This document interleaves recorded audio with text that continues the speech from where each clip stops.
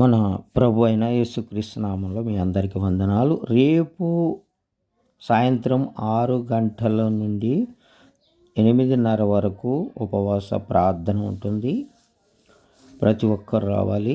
అలాగే ఈరోజు దేవుడు మనకిచ్చేటువంటి వాగ్దానాన్ని ధ్యానం చేసుకుందాము.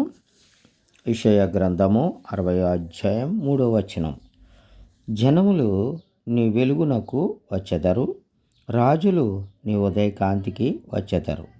కనులెత్తి చుట్టూ చూడుము, వీరందరూ కూడుకొని నీ యొద్దకు వచ్చెదరు.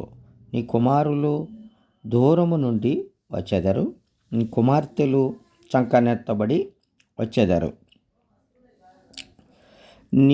నీవు చూచి ప్రకాశింతువు, నీ గుండె కొట్టుకొనుచు ఉప్పొంగును. సముద్ర వ్యాపారము నీ వైపు త్రిప్పబడును, జనముల ఐశ్వర్యము నీ యొద్దకు వచ్చెను. ఆమేన్. హల్లెలూయా. దేవునికి మహిమ కలుగునుగాక. నీకు వెలుగు వచ్చి ఉన్నది, లెమ్ము, తెజరెల్లుము, యెహోవా మహిమ నీ మీద ఉదయించుచున్నది అని ప్రభువు చెప్తున్నాడు. మనం బెందలగడ లెగాలి, దేవుని ఆరాధించాలి, ప్రార్థించాలి, దేవుని మహింపరచాలి. దేవుని యొక్క కృప, ఆదరణ, ఆసక్తితో ఎప్పుడైతే మనము దేవుణ్ణి ఆనుకుంటూ ఉంటామో ఈ కార్యములు మన పట్ల చేస్తాడు, ఉదయిస్తాడు. మన మీద ఆయన కృప ఎప్పుడైతే ఉదయిస్తుందో మనకి ఈ కార్యములు మన పట్ల జరుగుతూ ఉంటాయి. అలాగే ఎన్నో ఆర్థికంగా ఇబ్బందులు పడుతూ ఎన్ని సంవత్సరాల నుంచి చర్చికి వెళ్ళినా కూడా, ఎక్కడికి వెళ్ళినా మాకు ఏ విధమైనటువంటి మాకు లాభం ఏమీ లేదు, ఇబ్బందులు పడుతున్నాం, ఎప్పుడు శ్రమలో, కష్టాలు, బాధలే, దరిద్రమే, అప్పులే అని చెప్పేసి మీరు బాధపడుతూ ఉండొచ్చు.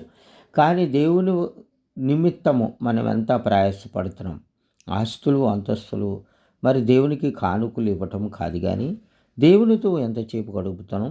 వ్యర్థమైన అటువంటి సమయాన్ని టీవీల ముందు కావచ్చు, ఫోన్ల ద్వారా కావచ్చు, లేకపోతే అక్కడ ఉన్నటువంటి జనాలతో టైం పాస్ చేయటం, లేకపోతే అక్కడిక్కడ తిరగటం, ఖాళీ టైంలో ఉండటం, అలాంటి సమయాన్ని మనం ఏం చేస్తామంటే దేవునికి ఇచ్చి దేవునితో గడిపితే మనము వర్ధిల్లుతూ ఉంటాం. ఆ సమయాన్ని వ్యర్థం చేయకుండా దేవునితో గడిపితే దేవుడు మనకు సహకారులుగా నిలబడతాడు. చూడండి, మనము నిజంగా బైబిల్ చదవము, ప్రార్థనలు చెయ్యము, దేవునితో సరైనటువంటి మనకు సమస్యలు దేవునికి పూర్తిగా చెప్పలేని పరిస్థితిలో ఉంటున్నాం. అందుకని క్రైస్తవులుగా ఈ రీతిగా ఉండిపోవడానికి, మిగిలిపోవడానికి, ఆర్థికంగా ఇబ్బందులు పడటానికి కారణం ఏంటంటే దేవునితో గడపకపోవటమే, బైబిల్ సరిగా చదవటమే కదా. ఇలాంటి కార్యములు మనం చేస్తే దేవుడు ఈ వాగ్దానాలు మనం చదువుకున్న రీతిగా మనల్ని దీవిస్తాడు, ఆశీర్వదిస్తాడు. రాజులు ఉదయకాంతికి వస్తారంట. అన్యజనుల వ్యాపారాలు, వారి యొక్క ధనము మన దగ్గరకు వస్తుందంట.